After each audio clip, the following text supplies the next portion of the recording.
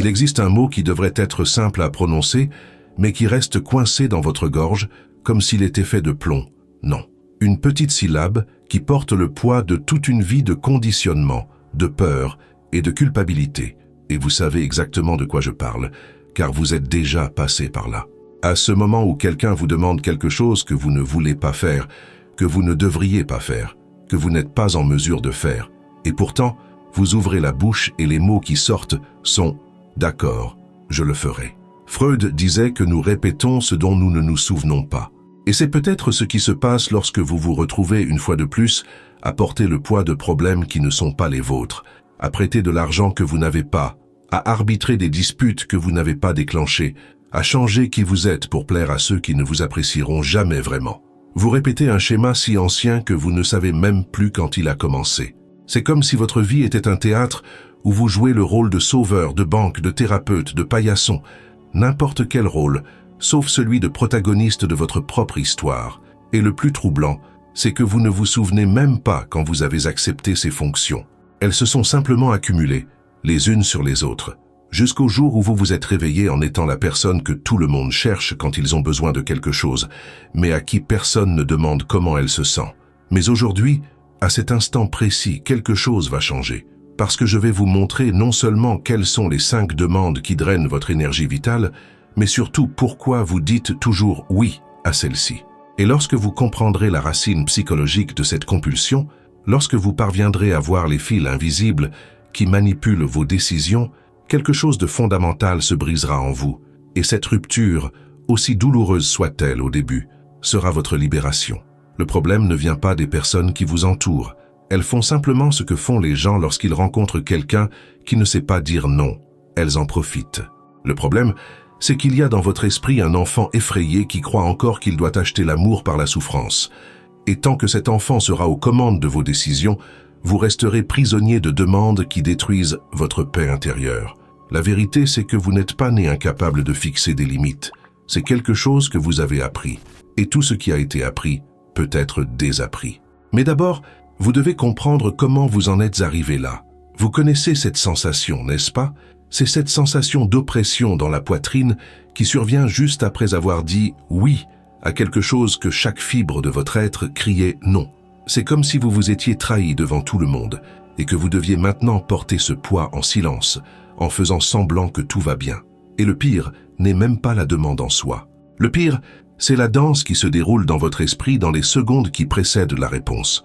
Vous sentez le non se former, vous sentez votre intuition vous alerter, votre énergie se rétracter. Mais voilà que surgit cette voix familière, celle qui a appris à parler avec la voix de vos parents, de vos professeurs, de toutes les personnes qui vous ont un jour dit qu'être bon signifiait ne jamais décevoir personne. Et cette voix murmure « Et s'ils étaient blessés? Et s'ils cessaient de vous aimer? Et si vous étiez égoïste ?» Freud appelait cela le surmoi, cette partie de notre esprit qui a intériorisé toutes les règles, toutes les attentes, tous les devoirs que nous avons appris tout au long de notre vie. Seulement, votre surmoi n'a pas appris la différence entre être une bonne personne et être un paillasson émotionnel. Pour lui, tout non sonne comme une menace pour votre survie sociale. C'est pourquoi vous vous retrouvez à porter le poids émotionnel de relations qui ne sont pas les vôtres, à résoudre des problèmes financiers que vous n'avez pas créés, à servir d'intermédiaire dans des conflits qui existaient bien avant votre naissance. Parce qu'au fond de votre esprit, il existe la croyance primitive que votre acceptation dans le monde dépend de votre disponibilité à souffrir pour les autres. Et vous savez, ce qui est le plus douloureux, c'est que vous le ressentez. Vous sentez chaque petit morceau de vous-même vous être arraché, chaque fois que vous cédez là où vous ne devriez pas céder. C'est comme s'il y avait un compteur interne qui enregistrait chaque trahison que vous commettez contre vous-même. Chaque « oui » forcé enregistre une perte qui s'accumule, jour après jour, jusqu'à ce que vous ayez du mal à vous reconnaître dans le miroir. Vous commencez à réaliser que votre agenda ne vous appartient plus. Vos week-ends ont été détournés par des drames familiaux que vous n'avez pas créés. Votre argent est dépensé pour des urgences qui ne vous concernent pas et qui sont devenues la norme. Votre temps émotionnel est consumé par des personnes qui n'apparaissent que lorsqu'elles ont besoin de quelque chose. Et vous, au milieu de tout cela, vous vous demandez quand vous avez perdu le contrôle de votre propre vie. Imaginez un jardin. Vous avez planté de belles fleurs, pris soin du sol, arrosé avec amour. Mais petit à petit, des gens ont commencé à venir et à planter des mauvaises herbes dans votre espace. Et vous les avez laissés faire car il semblait impoli de refuser. Ce n'est qu'une petite graine, pensiez-vous. Quel est le problème? Mais les mauvaises herbes ne demandent pas la permission pour pousser. Elles se propagent, étouffent ce qui était à vous, rivalisent pour les nutriments que vous avez mis là. Maintenant, quand vous regardez par la fenêtre, vous avez du mal à reconnaître ce qui vous appartenait. Les mauvaises herbes ont tout envahi, étouffé vos fleurs, épuisé les nutriments du sol. Et vous vous en voulez encore, pensant que vous devriez être reconnaissant d'avoir un jardin si utile pour les autres. Après tout le monde vous félicite d'être si serviable, d'avoir toujours de la place pour une autre petite plante qui n'est pas la vôtre. Mais la vérité que personne ne vous dira, c'est que chaque oui forcé est une petite mort. Chaque fois que vous ravalez vos besoins pour répondre à ceux d'autrui, une partie de vous disparaît.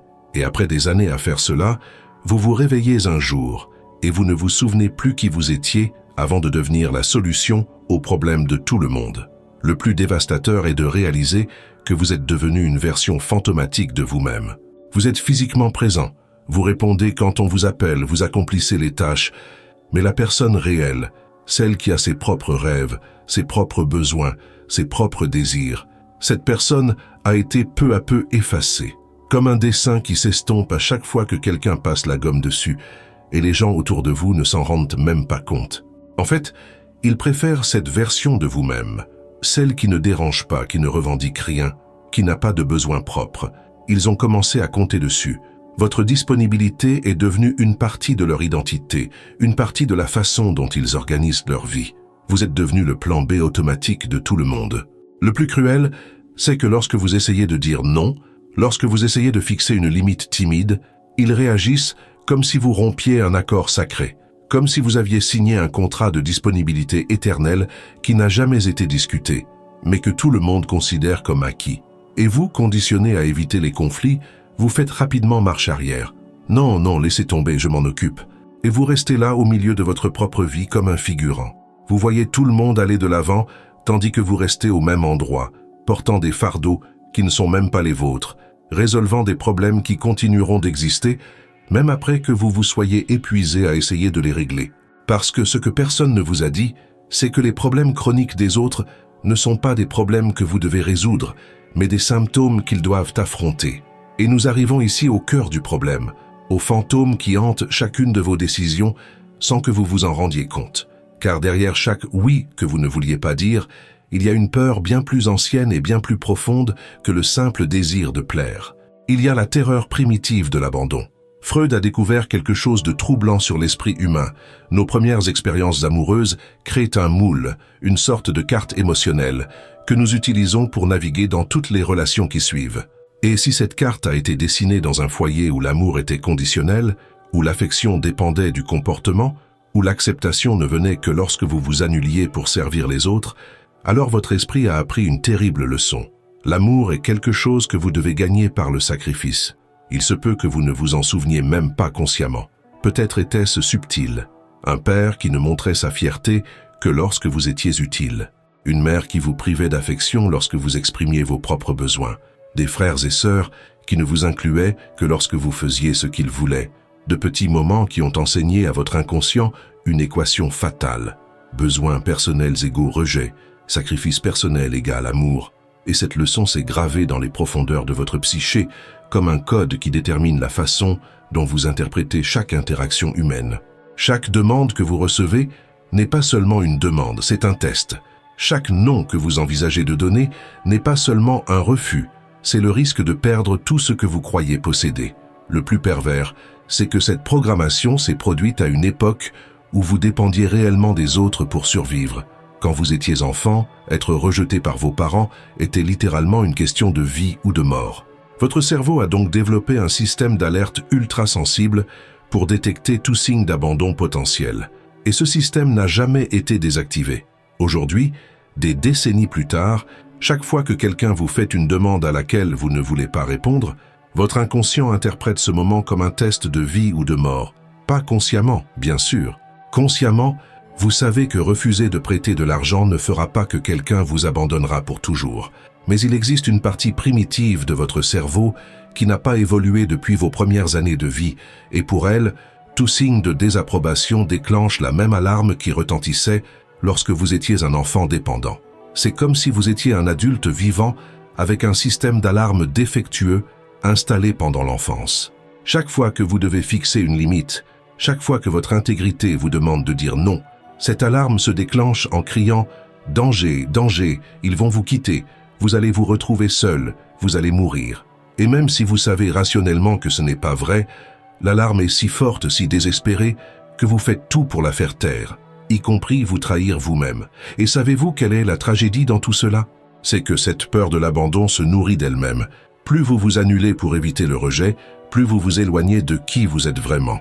Et plus vous vous éloignez de qui vous êtes vraiment, moins vous parvenez à former des liens authentiques. Les gens commencent à n'aimer que la version utile de vous-même, pas la personne réelle. Et cela confirme votre peur la plus profonde. S'ils savaient qui je suis vraiment, s'ils savaient que j'ai mes propres besoins, ils m'abandonneraient. Le plus pervers, c'est que cette peur devient une prophétie auto-réalisatrice. Car lorsque vous vivez dans la terreur d'être abandonné, vous attirez exactement les personnes qui vont exploiter cette vulnérabilité. Les narcissiques, les manipulateurs, les vampires émotionnels, ils ont un radar affûté pour détecter quelqu'un qui a peur du rejet. Ils sentent le désespoir de l'acceptation et savent exactement comment utiliser cette peur pour obtenir ce qu'ils veulent. Ces personnes ont appris à identifier ceux qui ont l'alarme de l'abandon déréglé. Elles savent qu'il leur suffit de menacer, même subtilement, de retirer leur approbation et vous ferez tout pour la regagner. Si tu tenais vraiment à moi, tu le ferais. Je pensais que nous étions proches, mais je vois que je me trompais. Tout le monde m'aide quand j'en ai besoin, sauf toi. Vous devenez un aimant pour les relations où votre rôle est de servir, jamais d'être servi, où votre voix n'est entendue que lorsque vous dites oui à quelque chose que vous ne voulez pas faire, où votre présence n'est appréciée que lorsque vous résolvez les problèmes des autres. Et lorsque vous n'êtes pas utile, lorsque vous osez avoir une journée difficile ou que vous avez besoin de soutien, ces personnes disparaissent tout simplement. Et le plus ironique dans tout cela, dans une tentative désespérée d'éviter l'abandon, vous vous abandonnez vous-même chaque jour. Vous devenez un étranger dans votre propre vie, un spectateur de vos propres choix, un fantôme errant dans votre propre existence. L'abandon que vous redoutez tant ne vient pas de l'extérieur, il vient de l'intérieur, de vous-même, qui avez choisi de cesser d'exister pour que d'autres puissent occuper votre place. Maintenant que vous comprenez d'où vient cette compulsion destructrice, vous devez identifier exactement comment elle se manifeste dans votre vie. Car l'abandon émotionnel que vous commettez contre vous-même ne se produit pas d'un seul coup, mais à travers 5 demandes spécifiques que vous acceptez à plusieurs reprises, sans vous rendre compte que chaque « oui » est une petite capitulation de votre dignité. La première est lorsque quelqu'un vous demande de porter ce qui ne vous appartient pas, et je ne parle pas seulement d'objets lourds. Je parle de fardeau émotionnel, de responsabilités nées des choix d'autrui, des conséquences de décisions que vous n'avez jamais prises. Quand votre fille vous appelle en pleurant parce qu'elle s'est disputée avec son mari et attend de vous que vous sauviez son mariage. Quand votre frère se met dans une situation financière difficile et se tourne automatiquement vers vous pour trouver une solution. Quand quelqu'un fait de vous le gestionnaire émotionnel de sa vie sans jamais vous avoir demandé la permission. Et le plus pervers, c'est que cela se produit progressivement. Cela commence par une petite faveur, un coup de main innocent. Vous vous dites « juste cette fois ». Mais ce n'est pas le cas. Parce que lorsque vous devenez la solution à un problème que vous n'avez pas créé, vous devenez responsable de tous les problèmes similaires qui surviendront par la suite. Votre gentillesse se transforme en un piège dont vous ne pouvez plus vous échapper. La deuxième demande concerne votre argent, sans qu'il y ait de véritable urgence. Et là, les choses deviennent cruelles, car ils savent exactement sur quel bouton appuyer. Tu sais que je paierais si je le pouvais. C'est juste cette fois. Tu ne vas pas laisser ta propre famille dans le pétrin, n'est-ce pas? Mais quand on y réfléchit froidement, ce n'est pas une urgence, c'est une conséquence. La conséquence de mauvais choix, d'irresponsabilité, d'une vie financière désorganisée qu'ils espèrent que vous subventionnerez indéfiniment. Ce qui fait le plus mal, c'est de réaliser que votre argent n'est jamais considéré comme le fruit de votre labeur, de votre travail, de votre sécurité. Pour eux, ce n'est qu'une ressource disponible qui devrait être partagée quand cela leur convient. Ils ne pensent pas aux nuits blanches que vous avez passées à travailler pour atteindre cette stabilité, aux sacrifices que vous avez faits, à vos propres rêves que vous avez mis de côté. Pour eux, vous êtes une banque qui ne facture jamais d'intérêt et ne refuse jamais de prêt. Le troisième cas est celui où l'on vous demande d'être le médiateur de conflits qui ne vous appartiennent pas. Vous devenez soudainement le diplomate officiel de guerre qui ont commencé avant votre naissance. Parle-lui pour moi. Explique-lui que je ne voulais pas dire ça. Tu as toujours su gérer ce genre de choses. Et vous voilà, dépensant votre énergie émotionnelle à essayer de recoller les morceaux de relations que les personnes concernées n'ont elles-mêmes aucun intérêt à réparer. Ils vous placent au milieu du feu croisé, puis disparaissent, vous laissant brûler seul. Parce qu'il est beaucoup plus confortable de vous utiliser comme bouclier émotionnel que d'assumer leurs propres responsabilités dans les conflits qu'ils ont créés. Et quand la médiation ne fonctionne pas, comme c'est presque toujours le cas, devinez qui est responsable. Vous, qui n'avez pas su bien expliquer, qui n'avez pas fait assez d'efforts. La quatrième demande est la plus insidieuse de toutes. Quand on vous demande d'arrêter d'être qui vous êtes. Pas avec ces mots, bien sûr. Ils disent des choses comme « Tu dois comprendre que les choses ont changé. Ce n'est plus ton époque. Tu devrais être plus flexible. » Mais ce qu'ils te demandent, en réalité, c'est de modifier ta personnalité, tes préférences, tes opinions, pour t'adapter au moule de ce qu'ils considèrent comme acceptable, comme si tu étais un brouillon qui doit être corrigé. Ils veulent que vous changiez votre musique, vos vêtements, votre façon de parler, vos opinions, vos goûts. Ils veulent que vous deveniez une version plus acceptable, plus convenable, plus inoffensive de vous-même. Et chaque changement que vous faites pour leur plaire vous éloigne davantage de la personne que vous êtes vraiment. Et le cinquième, le plus dévastateur, c'est quand ils vous demandent de faire passer leurs sentiments avant les vôtres. Toujours. Si tu m'aimais, tu ne ferais pas ça. Tu sais à quel point ça me rend triste. S'il te plaît, ne me mets pas mal à l'aise. Ils transforment vos émotions en armes, vos sentiments en outils de contrôle. Et vous, conditionnés à croire que l'amour est sacrifice, vous ravalez votre propre joie pour ne pas perturber leur équilibre émotionnel. Cela signifie que vous ne pouvez jamais être véritablement heureux si cela dérange quelqu'un. Vous ne pouvez jamais célébrer vos réussites si cela fait du mal aux autres. Vous ne pouvez jamais exprimer vos besoins si cela cause de l'inconfort. Toute votre vie émotionnelle devient otage des humeurs des autres. Chacune de ces demandes, prises individuellement, peut sembler inoffensive. Après tout, quel mal y a-t-il à aider? Quel problème y a-t-il à être compréhensif? Mais lorsque vous les additionnez toutes, lorsqu'elles deviennent la norme dans vos relations, elles créent une dynamique où vous n'existez que pour servir les besoins des autres. Et le plus pervers, c'est que les personnes qui formulent ces demandes le font rarement de manière directe. Elles utilisent la culpabilité, la manipulation émotionnelle, le chantage sentimental. Elles vous font sentir que refuser, c'est être égoïste, cruel, insensible.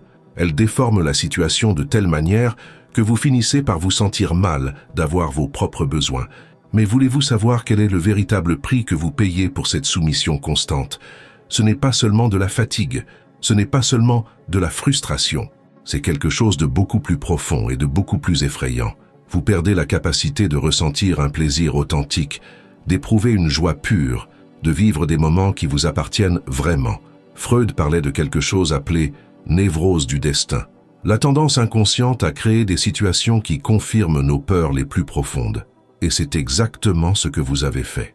Tellement effrayé d'être abandonné, vous avez construit une vie où vous ne fréquentez que des personnes qui ne s'intéressent à vous que lorsque vous leur êtes utile. Votre peur de l'abandon a créé des relations où l'abandon émotionnel est constant. Pensez à la dernière fois où vous avez fait quelque chose simplement parce que vous en aviez envie, pas parce que quelqu'un vous l'avait demandé, pas parce que c'était votre devoir, pas parce que cela vous éviterait un conflit. À quand remonte la dernière fois où vous vous êtes réveillé en vous demandant « Qu'est-ce que j'ai envie de faire aujourd'hui ?» plutôt que « Qu'est-ce que je dois régler aujourd'hui ?» Il se peut que vous ne vous en souveniez même pas, car cette personne, celle qui a ses propres envies, a été progressivement étouffée. Et savez-vous quelle est la partie la plus cruelle de cette dynamique? Plus vous vous effacez, moins vous êtes respecté. Les gens commencent à vous considérer comme acquis, comme quelque chose qui sera toujours là, toujours disponible, toujours prêt à résoudre leurs problèmes. Vous devenez invisible précisément pour les personnes que vous essayez le plus de satisfaire. Cela s'explique par le fait que, au fond, les gens ne respectent pas ceux qui n'ont pas de limites. Cela peut sembler contradictoire, mais c'est vrai. Ils peuvent profiter de votre disponibilité. Ils peuvent profiter de votre gentillesse, mais ils ne vous apprécieront pas pour cela. parce que quelque chose qui est toujours disponible perd de sa valeur, perd de son caractère précieux, perd le respect. C'est comme une source qui ne s'assèche jamais. Au début, les gens sont impressionnés par l'abondance, mais après un certain temps, ils s'attendent simplement à ce que l'eau soit toujours là. Elle cesse de remercier, cesse d'apprécier, cesse de reconnaître le miracle d'avoir un accès constant à cette ressource. Et si un jour la source se tarit, si vous osez avoir un jour où vous ne pouvez pas tout gérer, elles réagissent avec indignation, comme si vous aviez rompu un accord sacré. Et pendant ce temps, en vous, quelque chose de terrible se passe. Un profond ressentiment grandit, une colère sourde que vous n'osez même pas reconnaître. Car comment admettre que vous êtes en colère contre les personnes que vous aimez? Comment avouer que vous vous sentez utilisé, exploité, dévalorisé? Vous ravalez donc cette colère, vous la refoulez dans votre inconscient, et elle reste là, à fermenter, se transformant en dépression, en anxiété, en maladie psychosomatique. Votre corps tombe littéralement malade à cause du stress de vivre une vie qui n'est pas la vôtre. Vos nuits sont devenues agitées parce que votre esprit ne parvient pas à se reposer. Il est toujours en train de traiter les drames des autres que vous portez. Votre énergie vitale s'épuise parce que vous dépensez votre force émotionnelle dans des combats qui ne sont pas les vôtres. Le pire, c'est que vous avez commencé à croire que c'est votre rôle dans le monde, que votre fonction est d'être utile, d'être pratique, d'être disponible. Vous avez tellement intériorisé cette dynamique que vous ne pouvez plus imaginer des relations où vous êtes apprécié pour ce que vous êtes et non pour ce que vous faites. Vous avez oublié qu'il est possible d'être aimé sans avoir à gagner cet amour par la souffrance. Mais ce qui me brise le cœur, c'est de voir à quel point vous vous êtes perdu au milieu de tout cela. Vous qui aviez des rêves, des projets, des choses que vous vouliez essayer, des endroits que vous vouliez découvrir. Cette personne a été reléguée au second plan, jusqu'à disparaître complètement. Et maintenant, vous vivez comme un fantôme dans votre propre existence, physiquement présente mais émotionnellement absente. Tu es devenu un personnage secondaire dans ta propre vie. Tout le monde autour de toi a ses drames, ses besoins, ses urgences, et tu es toujours celui qui résout, qui calme, qui répare. Mais qui s'intéresse à tes drames? Qui se soucie de tes besoins? Qui traite tes urgences comme une priorité?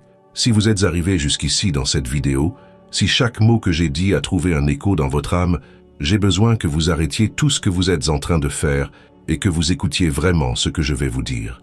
Parce qu'il existe une issue à cette prison émotionnelle que vous avez construite autour de vous. Il existe un chemin pour revenir à votre propre vie, mais cela demande du courage. Le courage de décevoir certaines personnes, le courage d'être traité d'égoïste, le courage d'affronter la peur de l'abandon et de découvrir que vous pouvez y survivre. La vérité, c'est que vous n'êtes pas destiné à vivre comme un accessoire dans la vie des autres. Vous n'êtes pas né pour être un appendice émotionnel, un dépannage permanent, une solution ambulante aux problèmes des autres. Vous êtes né pour avoir votre propre vie, riche, épanouie, intéressante. Et il est temps de revendiquer cette vie. Mais voulez-vous savoir quel est le véritable prix que vous payez pour cette soumission constante? Ce n'est pas seulement la fatigue, ce n'est pas seulement la frustration, c'est quelque chose de beaucoup plus profond et de beaucoup plus effrayant. Vous perdez la capacité de ressentir un plaisir authentique, d'éprouver une joie pure, de vivre des moments qui vous appartiennent vraiment. Freud parlait de quelque chose appelé « névrose du destin », la tendance inconsciente à créer des situations qui confirment nos peurs les plus profondes. Et c'est exactement ce que vous avez fait. Tellement effrayé d'être abandonné, vous avez construit une vie où vous ne fréquentez que des personnes qui ne se soucient de vous que lorsque vous leur êtes utile. Votre peur de l'abandon a créé des relations où l'abandon émotionnel est constant.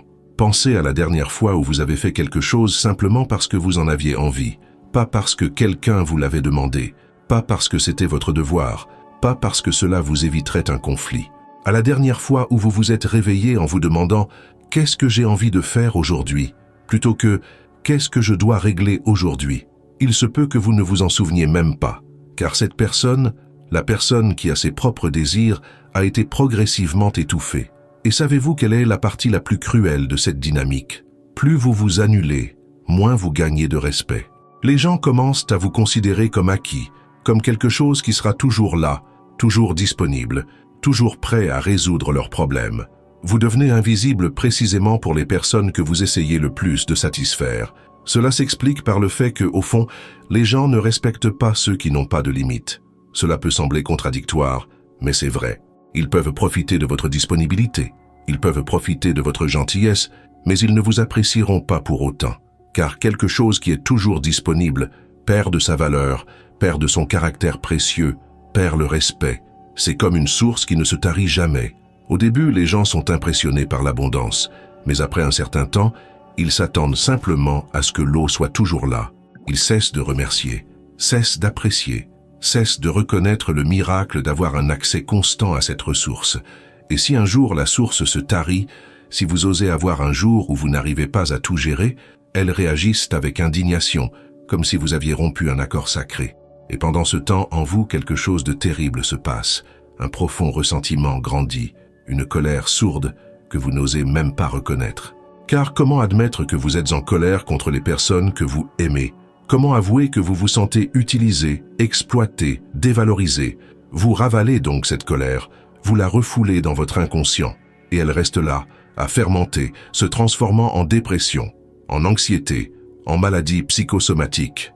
Cette colère refoulée est comme un poison qui se répand lentement dans votre système émotionnel. Vous vous réveillez fatigué, même après avoir dormi. Vous ressentez une irritation constante que vous ne pouvez pas expliquer.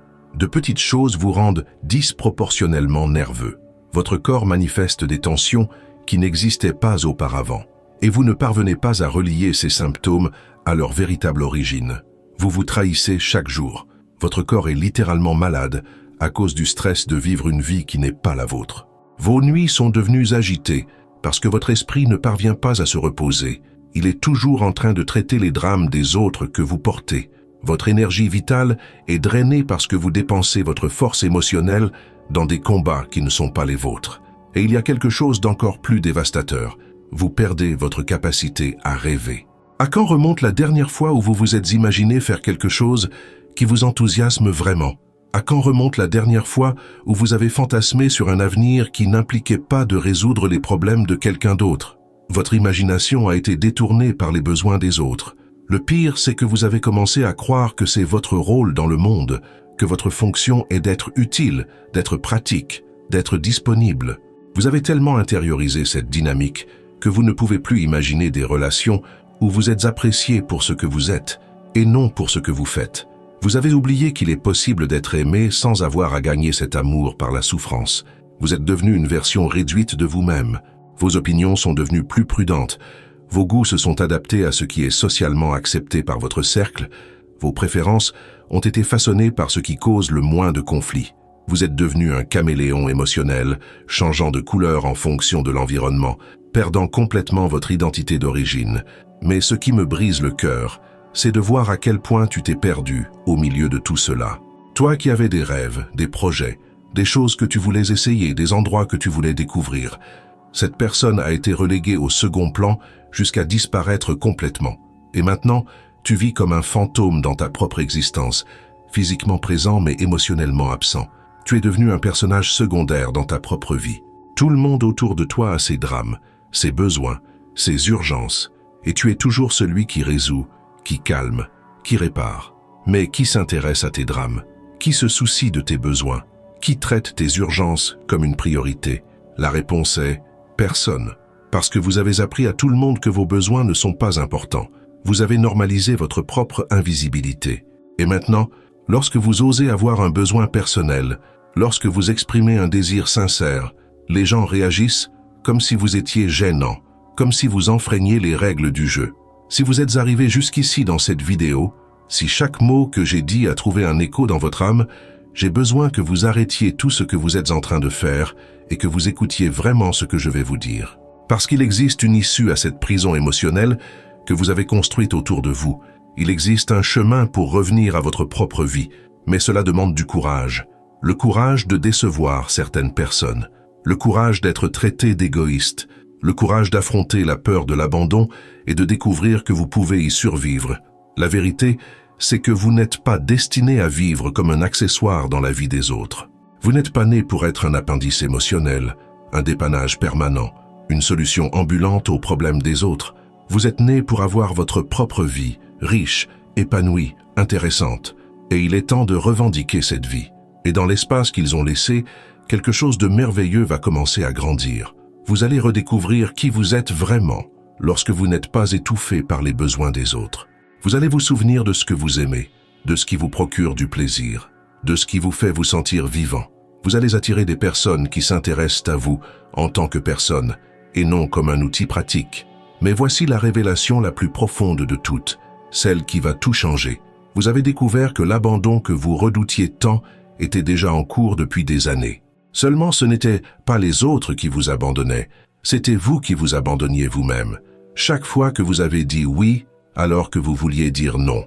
Chaque fois que vous avez ravalé votre voix pour maintenir la paix. Chaque fois que vous avez trahi vos besoins pour servir ceux des autres. Vous vous êtes abandonné petit à petit, vous vous êtes laissé derrière, vous vous êtes perdu dans le labyrinthe des attentes des autres. Et savez-vous quelle est l'ironie cruelle de tout cela? Vous avez passé toute votre vie à craindre que les gens vous quittent, mais celui qui vous a vraiment quitté, c'est vous-même. Vous êtes devenu un étranger à votre propre existence, un visiteur dans votre propre vie, quelqu'un qui se contente d'observer pendant que les autres décident comment vous devez vivre.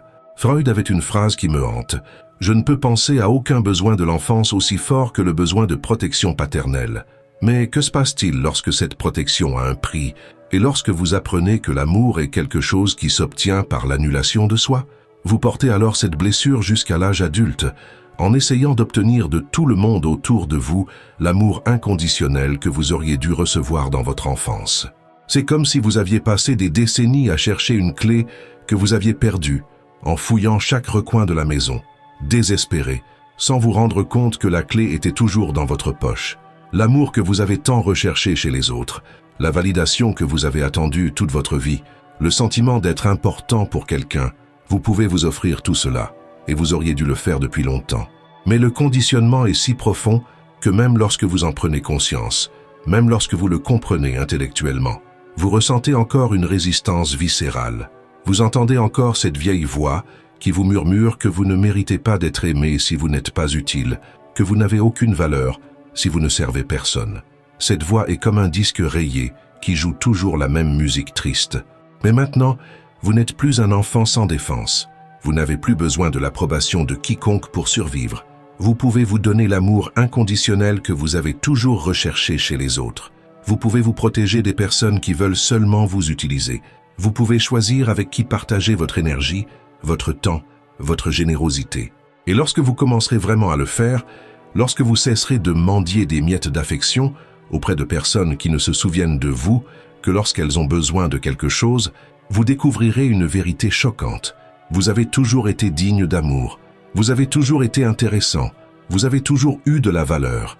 La différence, c'est que désormais, vous n'avez plus besoin de le prouver à qui que ce soit. Et lorsque vous ferez ce choix, lorsque vous déciderez vraiment que votre vie vaut plus que le réconfort émotionnel de personnes qui ne se soucient pas de vous, quelque chose d'extraordinaire se produira. Vous commencerez à vous réveiller d'un sommeil qui a duré des décennies. Vous regarderez autour de vous et vous réaliserez combien d'opportunités vous avez manqué pendant que vous étiez occupé à rendre service aux autres. Combien de rêves vous avez reportés. Combien d'expériences vous avez laissé passer. Vous réaliserez combien d'invitations vous avez refusées parce que vous étiez occupé à résoudre les problèmes des autres. Combien de voyages vous n'avez pas fait parce que votre argent a été dépensé pour des urgences qui n'étaient pas les vôtres. Combien de loisirs vous avez abandonnés parce que vous n'aviez pas le temps, un temps que vous passiez à régler des conflits qui ne vous appartenaient même pas. Combien de fois vous avez dit plus tard à vos propres rêves parce que vous aviez toujours quelque chose de plus important à régler. Mais vous réaliserez aussi quelque chose de libérateur. Il n'est pas trop tard. Vous avez encore le temps. Vous avez encore de l'énergie. Vous avez encore la capacité de créer une vie qui vous appartient vraiment. Une vie où vous vous réveillez enthousiasmé par les possibilités de la journée. Une vie où vos décisions sont basées sur ce qui vous apporte de la joie et non sur ce qui évite les conflits. Une vie où vous êtes le protagoniste et non le second rôle. La transformation ne sera pas facile. Il y aura des moments où vous voudrez retourner dans la zone de confort de la soumission, car aussi douloureuse soit-elle, elle vous est familière. Vous connaissez les règles de ce jeu. Vous savez comment jouer, même si vous savez que vous perdez toujours. Il y aura des gens qui essaieront de vous blâmer, de vous manipuler, de vous convaincre que vous êtes égoïste, parce que vous avez des limites. Et il y aura des nuits où vous vous demanderez si vous faites le bon choix. Mais chaque fois que vous parviendrez à maintenir une limite, Chaque fois que vous direz non à quelque chose qui vous épuise, chaque fois que vous choisirez votre propre paix plutôt que le drame des autres, vous ressentirez quelque chose que vous n'avez peut-être pas ressenti depuis longtemps. Vous serez fier de vous. Vous sentirez que vous êtes fidèle à la personne que vous êtes vraiment. Et les bonnes personnes, celles qui méritent d'être dans votre vie, respecteront ce changement. En fait, elles vous aimeront davantage pour cela. Parce que les relations saines ne sont pas fondées sur la soumission et le sacrifice, mais sur le respect mutuel, la réciprocité et un intérêt sincère l'un pour l'autre. Et alors, vous ferez l'expérience de quelque chose que vous n'avez peut-être pas ressenti depuis votre enfance, la liberté d'exister simplement sans avoir à justifier votre existence par votre utilité, la liberté d'avoir une mauvaise journée sans être responsable du bien-être émotionnel de qui que ce soit, la liberté d'être heureux sans se sentir coupable parce que quelqu'un ne l'est pas.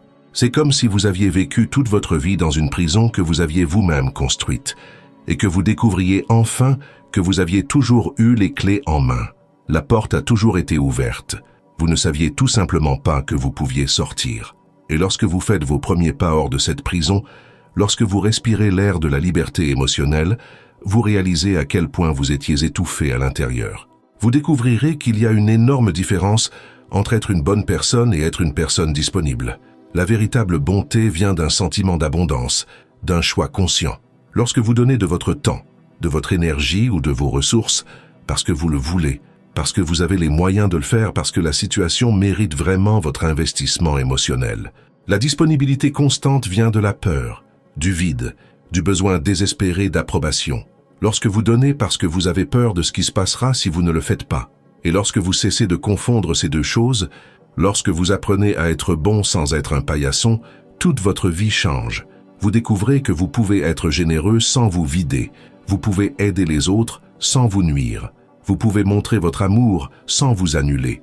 Parce que désormais, vos actions viennent d'un lieu de force et non de faiblesse. Vos relations deviennent plus honnêtes, plus équilibrées, plus enrichissantes. Parce que désormais, vous n'acceptez dans votre vie que les personnes qui vous offrent de la réciprocité, qui s'intéressent à vous en tant que personne, et pas seulement à ce que vous pouvez faire pour elles, qui respectent vos limites et apprécient votre présence, et pas seulement votre fonction, qui vous demandent comment vous allez, et veulent vraiment entendre la réponse. C'est incroyable comme cela change la dynamique de tout. Lorsque vous cessez d'accepter des miettes d'attention, lorsque vous cessez de vous contenter de relations unilatérales, lorsque vous exigez la réciprocité, quelque chose de magique se produit. Soit les gens s'élèvent à votre nouveau niveau, soit ils sortent simplement de votre vie. Et ces deux résultats sont des victoires. Et peut-être pour la première fois de votre vie, vous comprendrez ce que signifie la paix intérieure. Pas la paix qui vient du fait d'éviter les conflits, c'est une paix factice, construite sur le sacrifice constant de qui vous êtes, mais la paix qui vient du fait d'être en accord avec soi-même. La paix de savoir que vos choix reflètent vos valeurs et non vos peurs. La paix de ne pas trahir constamment qui vous êtes pour mettre les autres à l'aise.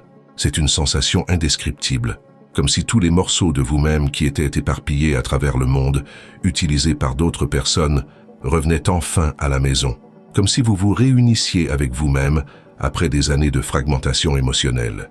Vous redécouvrirez vos goûts, vos passions, vos opinions sincères.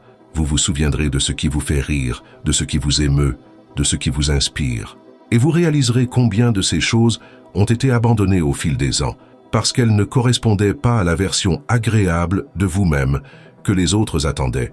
Vous découvrirez que vous avez des préférences dont vous ne soupçonniez même pas l'existence, car vous n'avez jamais eu l'occasion de les explorer.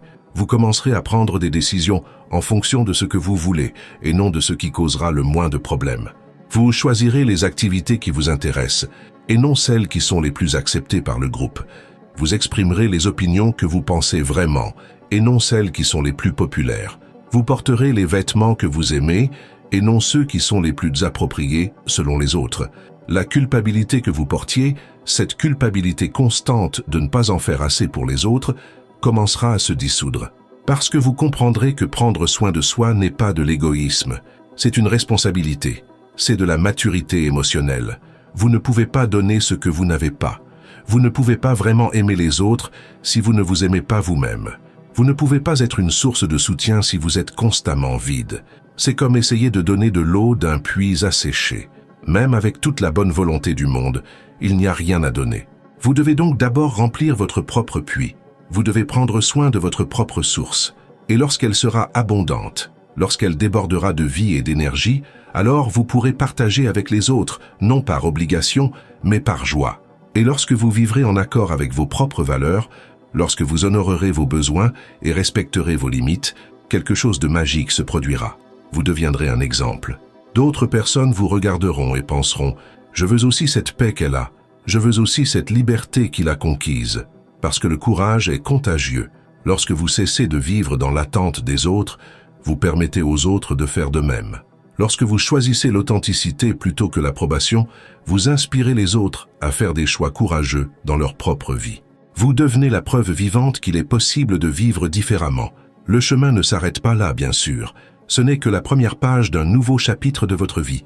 Il y aura des défis, des rechutes, des moments de doute, mais vous avez maintenant quelque chose que vous n'aviez pas auparavant. Vous avez la conscience. Et la conscience, c'est le pouvoir. C'est la capacité de faire des choix différents, de briser les anciens schémas, de créer une nouvelle réalité. Alors je vous demande, après tout ce dont nous avons parlé ici, après avoir reconnu ces schémas dans votre propre vie, quel est le premier non que vous devez dire? Quelle est la limite que vous devez établir dès aujourd'hui pour commencer à reconstruire votre identité? Quelle personne dans votre vie a besoin d'entendre que vous n'êtes plus disponible pour être utilisé comme béquille émotionnelle? Laissez votre réponse dans les commentaires. Partagez avec moi laquelle de ces 5 situations vous a le plus marqué, quelle a été la révélation qui vous a le plus impacté. Car lorsque vous mettez des mots sur ce que vous avez reconnu à votre sujet, lorsque vous déclarez votre intention de changer, vous faites le premier pas concret vers la libération. N'oubliez pas, vivre en pleine conscience est un choix. Éveillez votre esprit, affrontez vos désirs et éclairez votre ombre. Comptez sur moi dans cette aventure et continuez à suivre les prochaines vidéos de la chaîne.